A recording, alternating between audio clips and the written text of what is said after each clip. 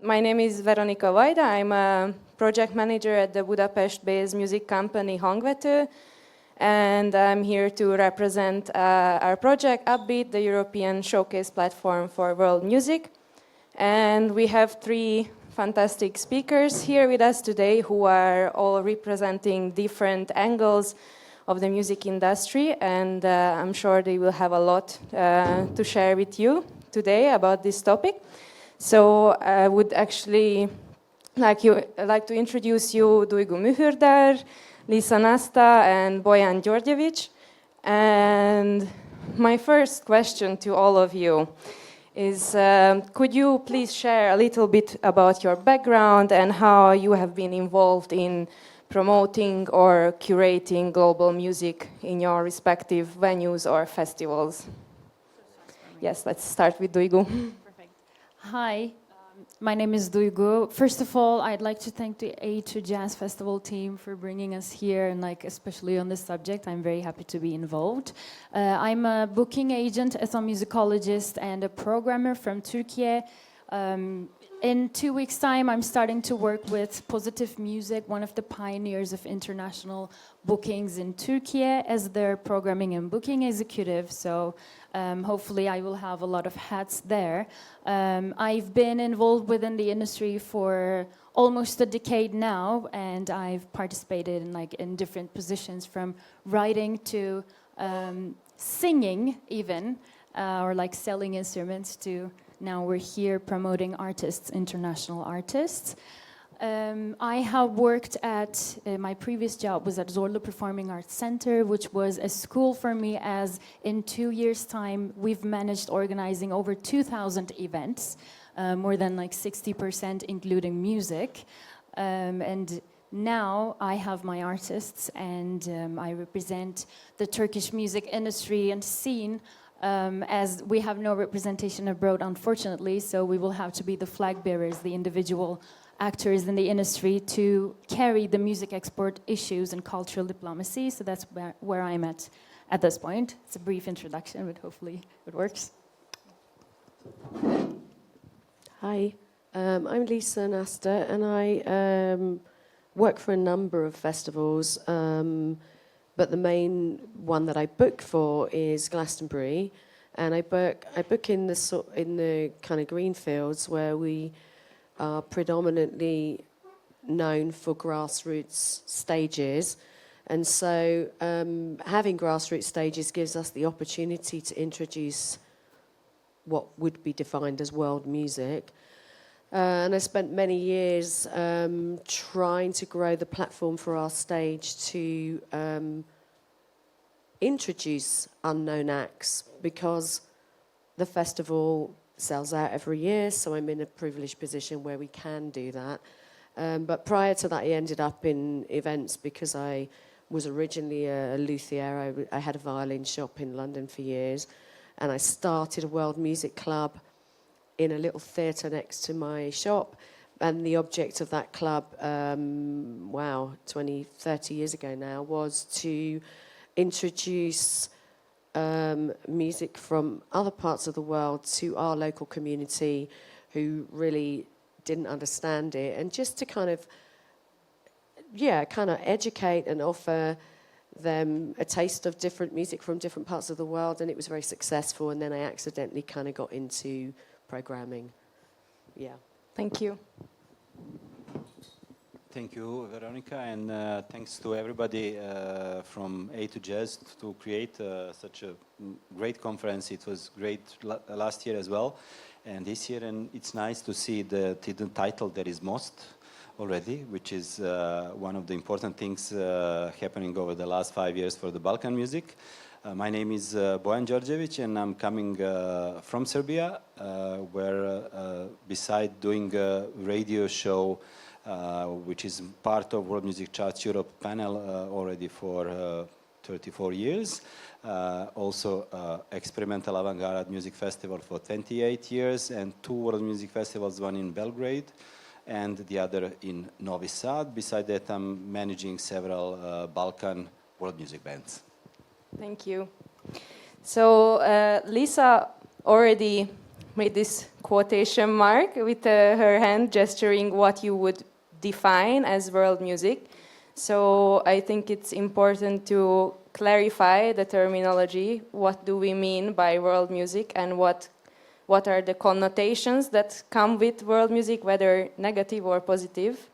And could you give us a bit of introduction to your thoughts about this terminology, and what other words you could use to describe this broad genre that is often called world music, global music, roots music? What are your thoughts on this? I'm very happy that we're actually discussing this, as also this geography, and coming from Turkey, obviously, we're a nation that is very used to be exoticized, orientalized, and sold on purposes under the term world music, which is actually a term that is shied away in the academia. One of the first things that I've learned in ethnomusicology was that obviously the field's background, so like in order to, maybe it would be nice to give a bit of background, chronological context to this issue. What was once aimed to sell and introduce the musics of the others turned into a commodified term in what we call the West, I mean no offense here, to describe the musics that are not Eurogenetic art music rooted, i.e. the Western classical music. So I actually got a new perspective talking to someone yesterday who was actually involved in the first campaign of the term world music. He's one of the survivors, actually, that was in that room back in time when they introduced the term. And he said, we never thought of talking to new generation, people from new generation on this term, like 20, 30 years after we campaigned this, because the only aim we've got was to introduce those musics and give them a microphone to introduce themselves. But then what happened in our industry, and obviously there's no good deed that is not punished, as we all know. So the term turned into something to marginalize other musics and peoples and their music. So in this sense, instead of world music, maybe it might be a good idea to deconstruct the term, or maybe reinvent something new. We prefer indigenous musics or traditional musics. I say musics here because it is also in the academia that we say there's not only one music, and who defines what music is, and what is music that is compared to the musics of the other nations. So the term music is also something colonialist, so that is why we use musics to describe and tell that there's not only one single music that people contrast to or compare to. So global music, thank you for using that. I think it actually works, but we still got a long way, I guess. What I say to my artists that I represent, or like what I do in curating festivals or do the programmings of the venues, we try to obviously include a lot of diverse musicians, but then we never actually use this term. Obviously, there are some artists that want to include it, to use it as an asset to sell more. But what about you use authenticity instead, and you look into your roots to appreciate your roots, and then obviously it will come naturally and you will internalize it in your own music. So maybe like using another term. I think the term world music is, you know, when people try to analyse it, they always overcomplicate it. If I was to simply just say it's local music from elsewhere, people That would works. understand. Perfect. It's just local music from another part of the globe. That could be folk, it could be roots, it could be any genre, but it's from somewhere that you're not, you know, used to seeing or hearing, and that's simply it. Thank you. Bojan, do you have any thoughts to share? Yeah, I mean, on one side, on the part of the other generation which was using world music from the start, and I have been using in promoting the festival and the bands, and then I will have, with all the terms that I have heard for ages, I'll have to complain about it, even for that local music from elsewhere. And then, of course, you have the French band playing Macedonian music, stuff like this. But then also, I mean, is it from elsewhere for Macedonians or French? So it's a little bit confusing. And also, I mean, we are not speaking only music professionals and experts among ourselves. We are speaking with a lot of people outside of our interest. And also the musicians, they will say, okay, come on, I play my music.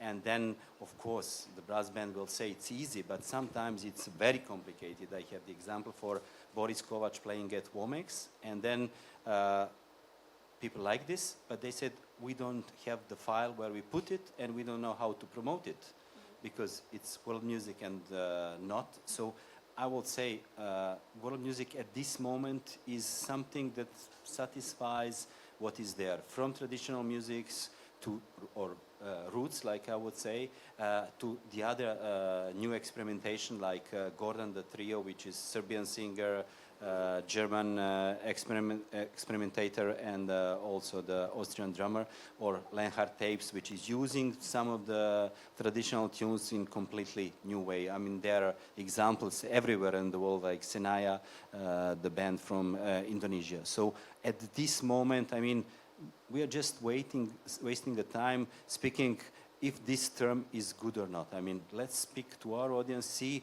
what our audience is there and what we think, and just be try to be original or leave the term out, which in sometimes is difficult because there are other festivals around the world or in Serbia which they will say it's not, but then how they will be recognized by the audience if, say, it's Crocodile. I mean, you can say it's world music, but it's literature festival. So just let's be flexible on this. And this is what this nice gentleman, Mendelssohn, said. Okay, this is something from the old age, but okay, let's, new generation, let them bring something which is new. I still feel the global music is the same, turning around, and it will be reduced a little bit later. I mean, like, is traditional music from Chios Island global music? I mean, it's local music. If I may, also, we can spend hours and hours on talking about this or writing in the academy, but the most important thing is that what musicians actually define their music. So whatever they say, obviously we have to oblige. But I think what you said regarding respect, that might be the most important case in here. Obviously, when you have a huge festival like Glastonbury or Coachella, you might want to say something, you might need a word. In that sense, maybe it might be good to catch the trends and also ask the majority of the musicians, so that maybe you can create a collectively agreed term that would be maybe used by everyone in that sense. Thank you. I'm afraid that we use the term that is used by everyone. That is just the globalization type we don't want to be part of. Thank you for your thoughts. I would like to ask you, like, how would you go about marketing niche genres and lesser known artists to audiences that are, let's say you are representing a large multi-genre festival? What would be your marketing or communication strategy, if I may ask this, to bring in new audiences to the artist, to make audiences that might go for, Taylor Swift has come up several times today, so I'm gonna use her as an example again. They come for Taylor Swift, but they might like all those lesser known artists that are performing on the usually smaller, let's stick with world music or traditional music stages. What would be your strategy, your approach to promote them? This is a tricky one. Normally, when introducing new artists to genres that the audience might not be familiar with, I mean, we have a lot of this in Turkey, so we try to use the festivals, in fact, to introduce them. But in my case and point of view, I always recommend and try to go with the tradition that we're trying to present there. So instead of focusing on a general label, because now we're living in a label-less era. No one wants to label their music. I mean, I will say this in a generalized way, but still, because what defines what jazz is, I mean, years and centuries old discussion. So instead of that, you're bringing a Spanish artist that is doing traditional music. Okay, let's try to include how they specify their genre first, instead of saying this is under this label. So it's kind of like trying from a micro angle to go to a macro one. I guess that comes up to my mind for the first case. Yeah, I don't completely agree. I think, like, if you're going to sell an act and you know your audience, and if you're going to program a stage, you need to understand your audience. And for example, where we are in the festival, where in Greenfields we've got a very dedicated audience who support kind of grassroots, new music, unknown acts. They want to discover new talent. But for me to try to attract that audience, they will say, oh, this band you're going on, and what is the genre? And I might say, oh, okay, it's a little bit punk, a little bit ska. It may be a fusion of folk, Latino or something. And if I don't give them any information, then they're just not going to turn up. Or it might just be off the cuff, they're walking past. So I think to a point you do have to give them an idea of what the genre is. But if you're going to attract people to discover new music from different parts of the globe, because that's my aim, I want to put bands on my stage from all different parts of Europe, so that the lineup is very diverse, and for people to discover music from all these different countries. I have to be very clever with the way that I program. And that means that I'm going to program, and it's not about selecting just traditional style musics, from each country. For me, it's just about the standard. If there's a fusion, great, whatever that is. But as long as they're programmed well and in between acts that draw, then they're going to get discovered.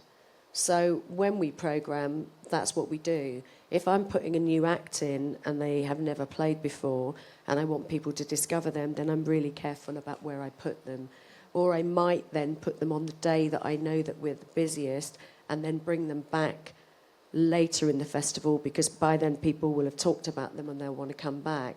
So I think it's really important that you're clever with your programming, but also that you keep your reputation up for booking quality, because I'm not going to just book a band that isn't very good. They have to be of a standard, and that's how you get a reputation, because we are effectively up against 97 stages.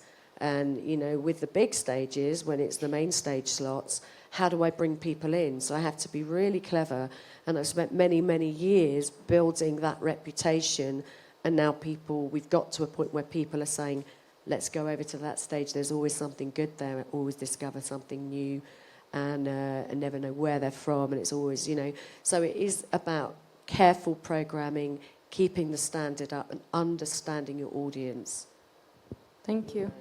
I apologize. I just have to clarify something. Obviously, we use genres as well because we have to. Yeah. It's just that how the artist wants to identify themselves. Yeah, I completely get that.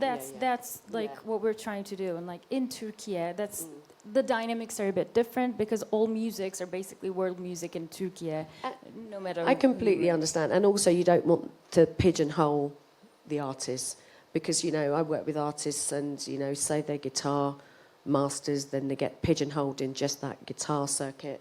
and then it's really hard for them to get booked elsewhere. So you do have to be very careful about that as well. No, it's okay.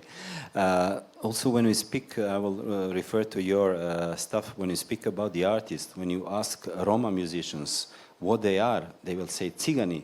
They play Ciganska music. So also, I mean, this is the term we use already for decades, but still they will refer to this. So we cannot always trust artists on this one, because sometimes they are behind. Don't think that always they understand, because for 20 years they play some music and then you say, okay, but it's not there. So you cannot change it without complication. But when we speak about promotion, I mean, maybe I'm the wrong person, because the festivals that I started, which is Ring Ring Festival, it's already a name of itself, because nowadays this kind of experimental and free jazz festival is bringing the good quality names for ages, and then the people are coming no matter whether they have heard, and of course it's international. And then on the world music festivals it's a little bit different, because then you have to show how good bands are, and this is what we try to do. I mean, okay, you can say world music, or this is flamenco, or this is, I don't know, Hungarian traditional music, but still you have to go each on their own. Still, the festival has to be completely recognized. It's, for Glastonbury, it's easy. I mean, it's really umbrella festival for many stages, and they are selling out well. There are also similar big festivals, but then, for example, one of the festivals termined the world music stage like 14 years ago, and then they decided to be part of the World Music Balkan Most European project, because there is money. So that's another issue. Just be careful with your audience. Try to present the artist personally, and still on the promotion level, it depends on what do you have. Do you have the money to promote it, or you have the media which can follow, TV, radio, printed or online media, or you do it like from mouth to ear, just spreading the virus to the people, which is important for our small festivals, that people understand. I mean, that can also probably works with Glastonbury. If somebody say, okay, this stage is doing fine, then the people will be starting coming. I mean, this is, even in the digital era, this is very interesting that how it works. This way of promotion is very important. But then the most important thing for all this stuff is how we connect with the others. That's important. Whether it's only a concert, or it's a workshop, or it's presentation, or any kind of collaboration, this is what we really can feel. Okay, there are this kind of stuff in jazz, not as much in the rock music, but this is what is really important. How we connect to each other. I mean, especially artists. This is the most important. Of course, it's important that the audience understand if somebody comes from Kurdish part, or Finland, from Lapland, or Norway, to understand their culture. But still, it's also very important that musicians are interacting, and they can work together, and then this is another opportunity. They can be brought to other countries and other festivals to present their culture, let's say.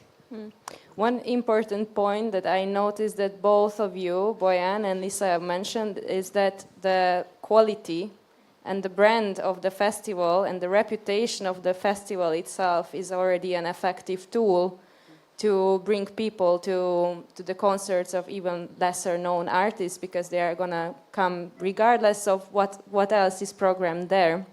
So it's already a very good selling point for the festival, that you already have a standard which people trust. And how do you keep that standard up? I think it's also about, I mean, like, I understand my area, but I understand the event, I understand other areas. So if I want to introduce a new band that nobody has heard of, I'm going to talk to some other stages to see if I can get them across the other side. And then by the time they come 3 days later, they've drawn a crowd already, because that's the way the event works, and that's what's important about understanding an event. I can't speak for other events if they're all the same, but there's definitely whispers that go around the site. Like if someone plays on the Wednesday, they hear about it and people talk on the other side, and then, they might go past another centralized stage and pick up a new audience, and then by the time we put them on for the third time, they've drawn a crowd. So it's really important to understand your event and how you can help that unknown act have a present, get talked about, and then encourage them to use that when they leave, you know, to not waste that opportunity, to try to elevate themselves after the event with that opportunity. And one thing that just came to my mind is earlier we had a discussion about Ozora Festival, for example, which is known as a mainly psytrance focused festival, but they always incorporate traditional artists in their lineup, which speak to a different kind of audience. But is it really a different kind of audience that go to psytrance parties and they happen to walk past dance house, like traditional dance house, and they can enjoy it the same? So my question is, do you know of any, or in your opinion, is there any specific other type of genre that can go together when you program with global or traditional artists, in your opinion?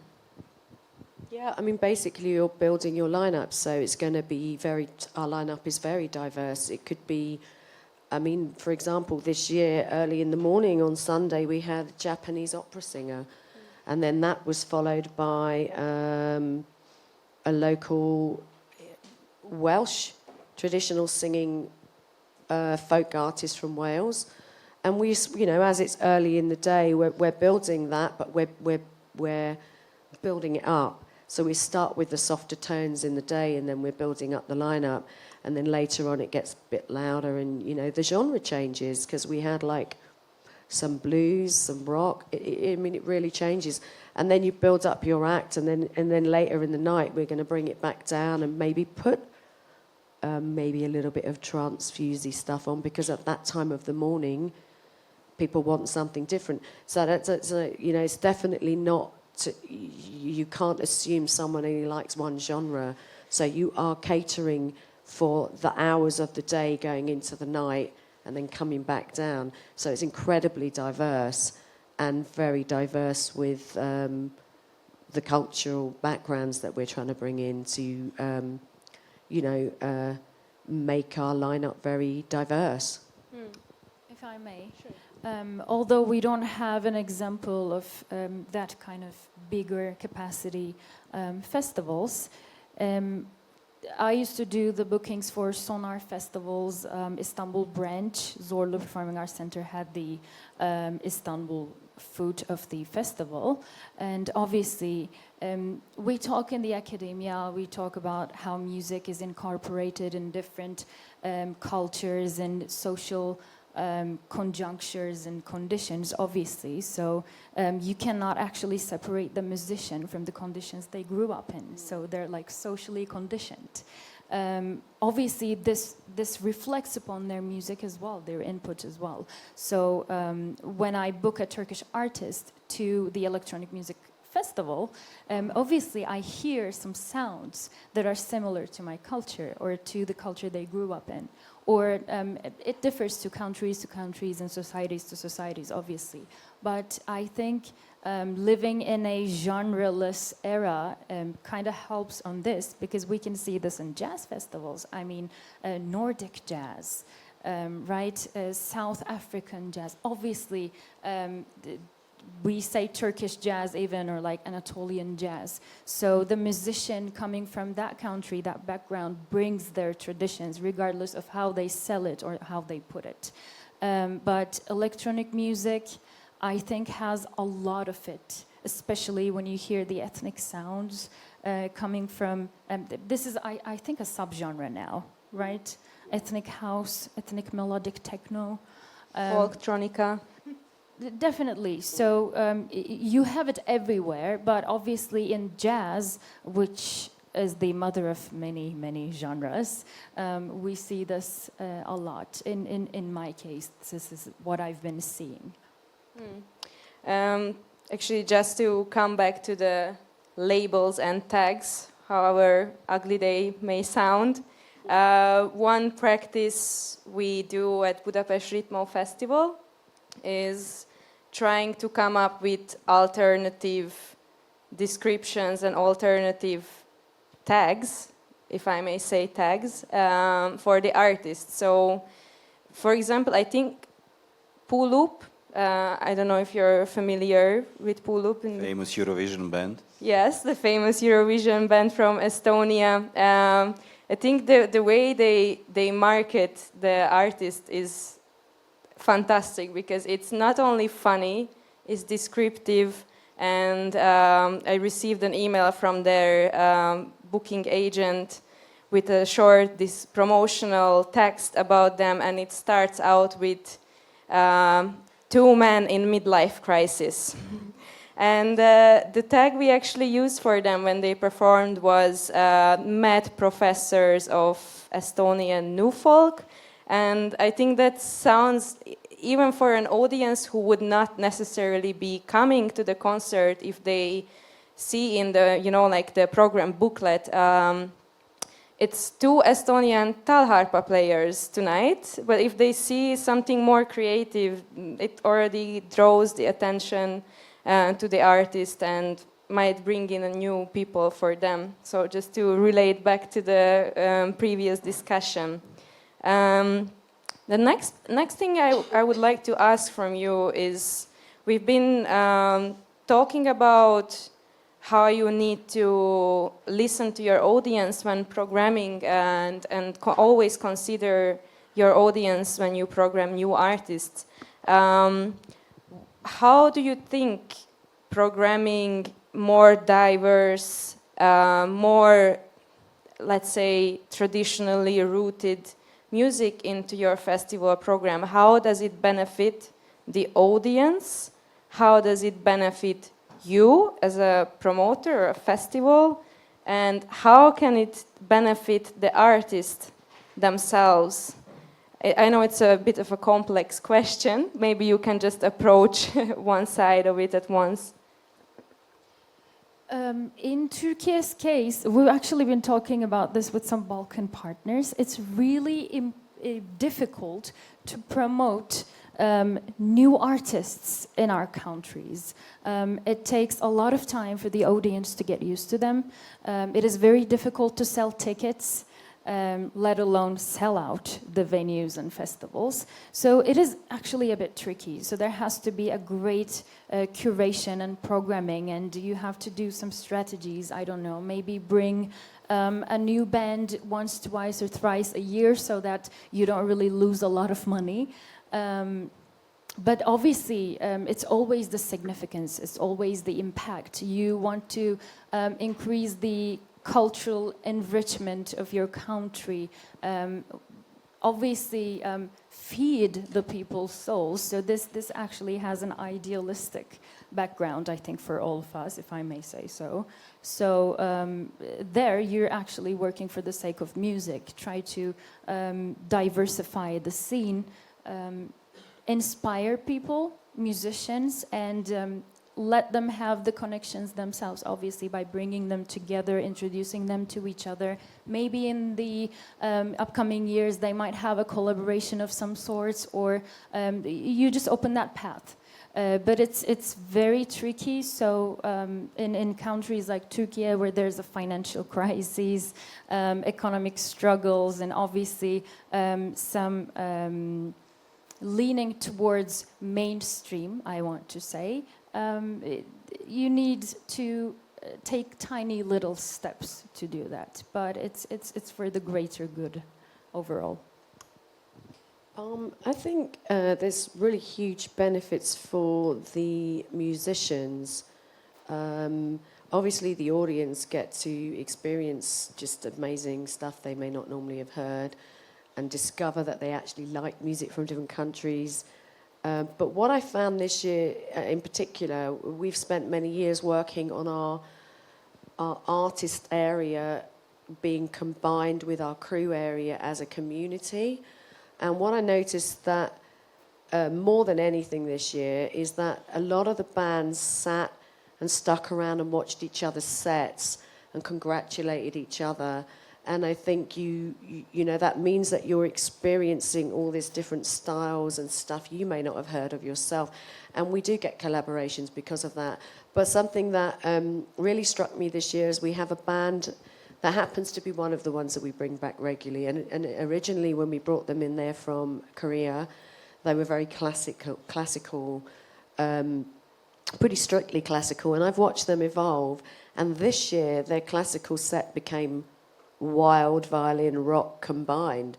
And that's because, and they specifically told me that they felt comfortable to experiment on our stage because they've been coming for some years and they're more relaxing with the artists. So, you know, you can see that if you set a healthy environment where people feel like they're a community, then collaborations happen and freedom of expression happens.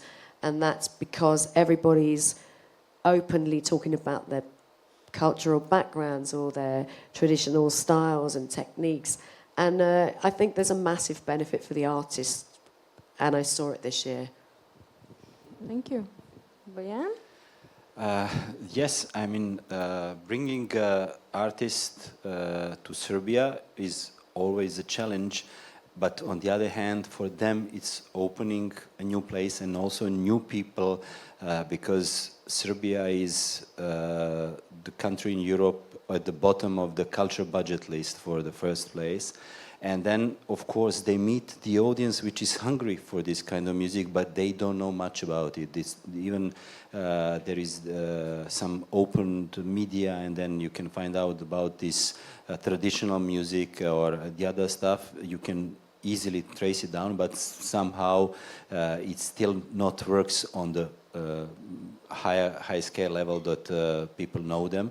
But some of the bands really benefit, and then they got other invitations. But it's not only our festival and what the musicians can get. We always try if we can add some extra activities for them, and they can maybe play in some other places. But also, our aim is we are not here to do it and earn money now and then go to infrastructure business, but we are here to do it for ages until we really can move these festivals and all this nice music that we do. And then spread the virus. Use your own example, and this music, show it to the other festivals. So, like there was a boom of world music in Serbia, like late 90s and early 2000, and then it slowed down completely. It's gone from others, and the people were saying, okay, world music is gone, there is no audience. Now you see that other festivals and other venues are doing world music, and they sell out sometimes, and that's the idea. Okay, let's spread the ideas, and that's also how important these conferences are. They're bringing people from different to bring their visions from different angles, different kind of festivals, and then we meet each other and understand. Because as I represent some bands from the Balkans, I understand that brass band can go easily even to electronic festival. I can say Primavera would be the nice place to be, like Ziget as well. I mean, the old story is like the Oasis has to wait half an hour to start their concert because the audience was at the concert of Boban Markovic, who was playing on the world music stage. And then also jazz festivals will embrace this kind of traditional, because you will say the musicians who are into jazz, and especially to free jazz, they embrace this traditional music, they respect it and understand how things are going, because they are coming from all this improvisation stuff. And they will say, okay, this is the part of our own. Let's meet these people, try to understand how they think, how they create music. And that's the other, like also we had 2 years ago, the brass band from Macedonia and Fanfara Station from Italy, they play on the same evening, and okay, now they are going to work together for a song or two, and this kind of stuff is very important. All these kind of connections is for the benefit or for the artist. of course, in case they want it. If they don't want it, that's their own stuff. But we always try not to work with only musicians who are going to come and do soundcheck and go. Of course, it happens many times, but we try to introduce them to local artists or other artists, or just give them the open space to connect. So this is how we understand, and also bringing other cultures in also different ways, like presenting Gnava music in Novi Sad was a perfect one, because people don't know about this. I mean, they can read it, but then when you see a Gnava singer and how they act and what they eat and how they prepare, this is something else. This is feeding, and it is very important to understand, especially in the country which is going really right-wing, very nationalist, to bring all these kind of artists, and the country which is banning some festivals. I have two examples on this. One is Snarky Puppy's Michael League. If you know Michael, you know that he's very involved with Turkish music and Arabic music. Back in time when he came to Istanbul to play, he was introduced to Tarık Aslan, a Kurdish percussionist who is awesome and like a teacher to many percussionists in Turkey.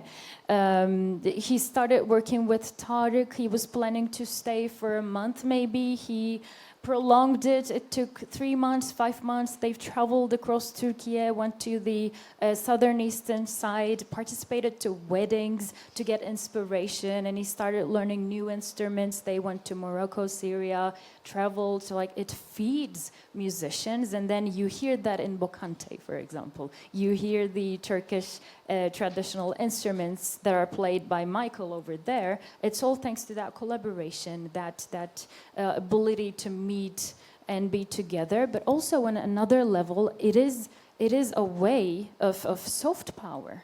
So it is really important for governments, for embassies, for consulates especially, to work on cultural diplomacy. Obviously, when I'm bringing an artist from another country, the consulates and embassies are very supportive. We don't really have much governmental funds or support, so it's always individual actors and private corporations in Turkey who are investing in culture and arts. So we work through sponsorships or through those companies, but in those cases, the consulates, the embassies actually support these concerts, which give us the opportunity, which gives the government the opportunity to actually lobby and have some sort of cultural diplomacy and use music as a soft power, which is, I think, really important, and that should be touched upon. So in that sense, increasing that diversity helps governments as well.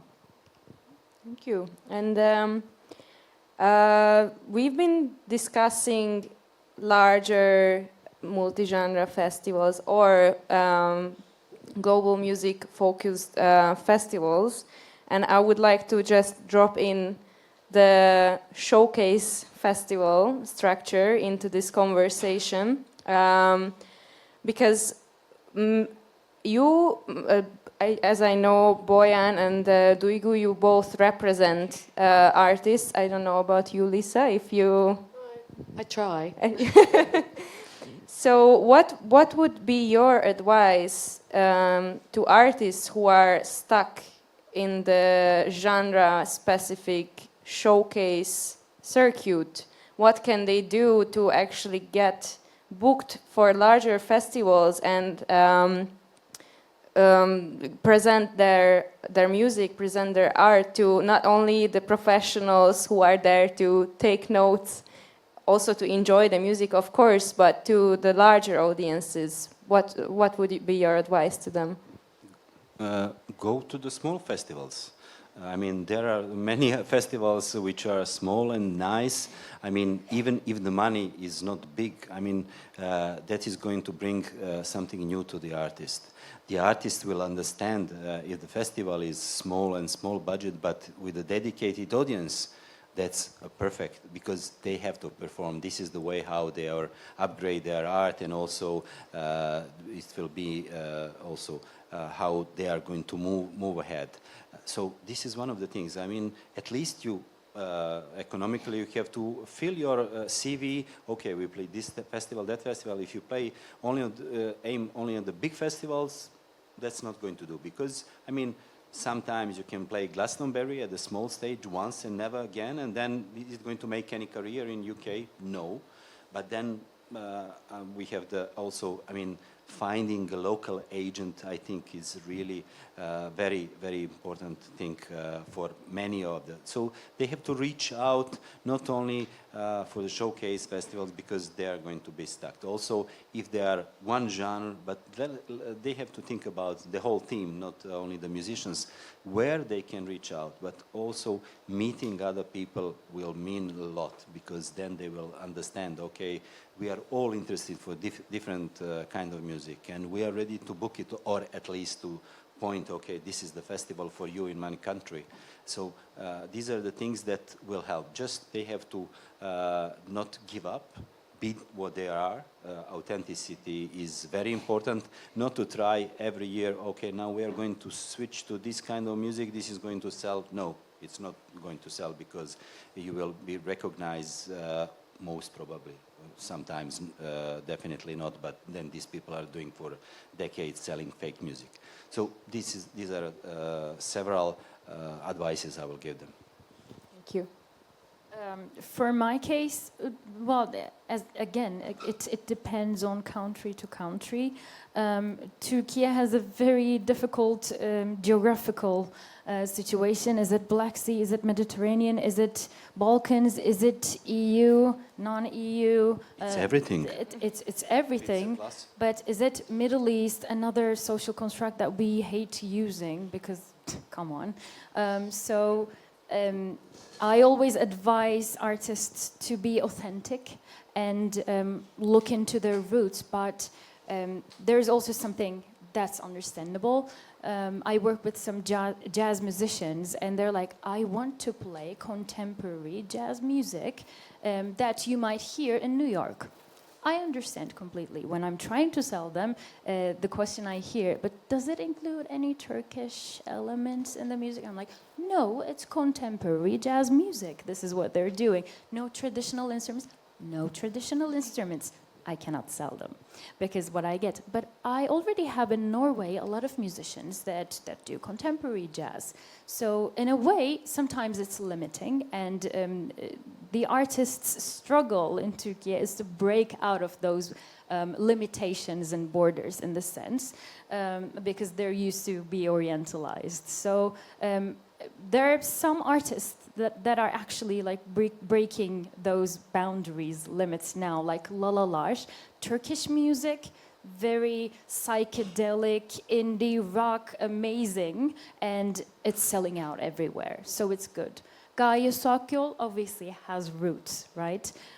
So what I say is, obviously look into your roots. If you find inspiration, it will obviously come into your music. If you want to promote it that way, we will try to find a representation. But in our case, it's representation, visibility, and being able to be not limited to the concept world music. This is why I'm very reactive to the term world music, because then you cannot sell anything and you cannot break out of those festivals, I should say. So yeah, in our case, obviously, if they want to embrace it, it's fine.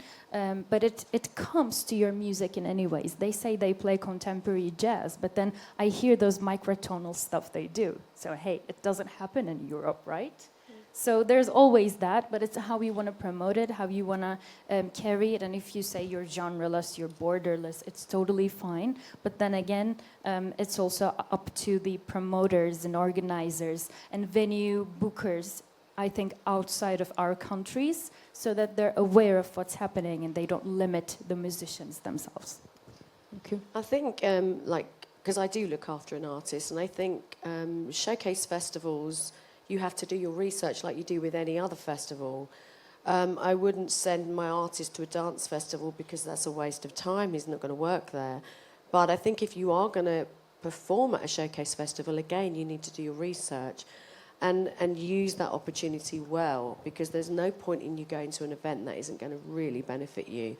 And you know, why would I send my artist to Spain? Because he has overtones of flamenco influence. I could see that he could work there. He happens to speak Spanish, so it makes sense for me to send him to a showcase festival in Spain, because I think that he would have a receptive audience and that he could start touring Spain. And so, you know, when I look at all these showcases that have been around for years, I haven't sent him to many, because it's got to be the right one, and you need to know what your plan is. I don't see the point in just going for the sake of it. I would want to go because I would want to build a tour route, and I would want to go back and build an audience. And it's the same for the festivals that we've played. He's been to over 100 festivals around the world, and we have gone back to those countries. We haven't just gone once for the sake of it. Oh, I'm playing here, and how many countries can I play? I mean, because that's defeating the object for me. It's like, if you're going to play a festival, what is the point if it's a new territory? Well, the point is to draw an audience quickly and then connect with someone to start touring, perhaps, or, you know, maybe the other way around. You've worked your audience in local grassroots venues, and then you want a bigger audience, and you can do it that way around. But I mean, showcase festivals are amazing to connect with the right people to get those tours happening and so on, but you also have to be at a point as a musician where you're ready to be there.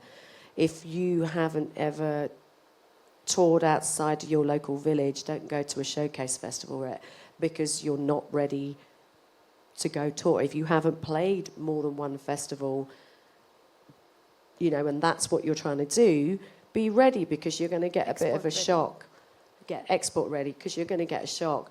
And I think it's just understanding where you are as an artist, where you want to be, understanding the region that you might feel you'll fit in, because it doesn't matter what genre you are, there is always going to be an audience for you.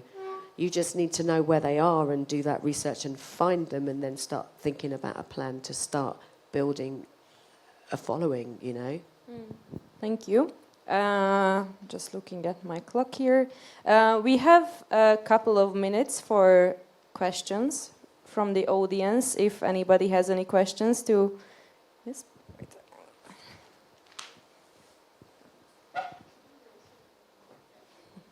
Thank you. Thank you very much to all of you. It was very inspirational to hear you and your opinions. I have one question for all of you. Do you have any advice for young artists concerning their approach towards contacting festivals and pitching their act on an international level? What do you look for in an act? Well, I would say if you're pitching to a festival, don't go overboard with your pitch. Keep it short and sharp and to the point, because 3 pages of waffle is going to, if you get 500 of those, you're going to get really fed up and you're not going to look. So keep it really simple, but I would always look for a live video, because if I don't know you, I want to know what you sound like. And it doesn't have to be a really fancy one, but it has to be that I can hear you sing, I can see a little bit like how good the musicians are. But I would say, yeah, just keep it simple, don't go overboard, but make sure you're writing to the right festival, and perhaps, you know, like there's 100 stages at Glastonbury, there's I don't know how many, because I'm at WOMAD next month, how many stages there are there. Make sure you understand the stage, because there are so many different stages at all these events, and if you just send a cold call email in, and you don't know which stage you're going to play, it's going to be pretty obvious that you don't understand the event. And you just have to do that research. That would be my advice. Doing the research is the first step. And although it is not your responsibility to learn the business sides of it, it really helps. I mean, yes, you should be getting inspirations and composing or playing or performing or practicing. It helps a lot to learn the business sides of it. For that, Soma Academy actually had their lessons and on music business just before the conference. Things like that matters, because knowing how to talk to promoters is actually a skill. And you might want to avoid being too cliquey or too persuasive, like too insisting. Not giving up on sending emails. Being a booking agent, I don't even know how many emails I've sent over and over and over again for emerging artists. It takes so much time.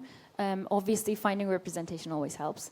But for an emerging artist, I think it's the protocol, we say in diplomacy, language, on how to do an approach to these people. And it helps on obviously doing your research, so it actually complements each other. But that I would suggest. And I think, you know, you made a really good point about don't give up, because programming one year, you just might not fit in with that program this year, but next year you could.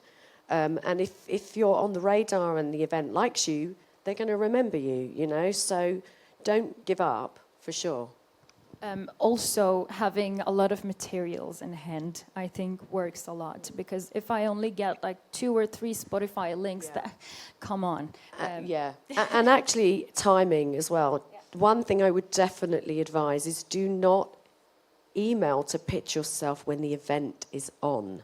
Or announced. Because that happens, and we are not going to have time to look at it, and it will just get lost, or it will drive us nuts. Yeah, I've heard so many like festival organizers getting super mad because they get emails right after they announce the lineup. Yeah. Like, hello, you're like 8 months late. Yeah. Wait till we had a chance to kind of catch up on our sleep. Hello everyone, my name is Stephanie Schumann. I run a booking agency and I work mainly with African artists. It's not really a question, but I would like to tell you a little story. I work with a band from Zimbabwe called Mukumba. Some of you might know them. They're one of the most touring bands from the continent. And 2 years ago, we were called in the morning from my sub-agent, hey, can you do a show tonight? It's a punk rock festival. The main act broke his hand. And can you do this? So we went and we did it. And the people went crazy. But the programmer would have never booked this band because it fits, or maybe not fits, it's a certain box. But as also I would like to encourage, you know, especially big or more mainstream festivals to be more open and to be more brave towards bands and artists, even if we say they're emerging, but you need to also be able to spot the energy, because I can put them on a stage and they will rock 50,000 people, more than maybe even like a much more famous artist. And I would just want to, you know, pledge for being more brave and being more open and stopping so much these labels. And then when it comes to world music, let's say we have so much different genres. We have Benga from Kenya, we have Maskandi from South Africa, and I think we might also need to educate the audience more about it. So it's not only this is world music or this is some African. African has 56 countries with very different music and styles. And the more you promote it, as you mentioned before, folktronica, and the more it becomes, you know, popular, and the more it becomes famous, and the more fans we'll have, and the easier it will. Why must we have world music stages on these major festivals? It's just good music. You can put a lot of these bands on the main stage. That's just a little contribution that I want to say. Thank you for that. I suggest you contact the guy on the right hand of yours. He has the festival which will fit for Mukumba for sure. Thank you. So I would like to say a huge thank you to all of our speakers today, and also to A2 Jazz Festival for putting this conference together and giving us a chance to speak about this topic here today.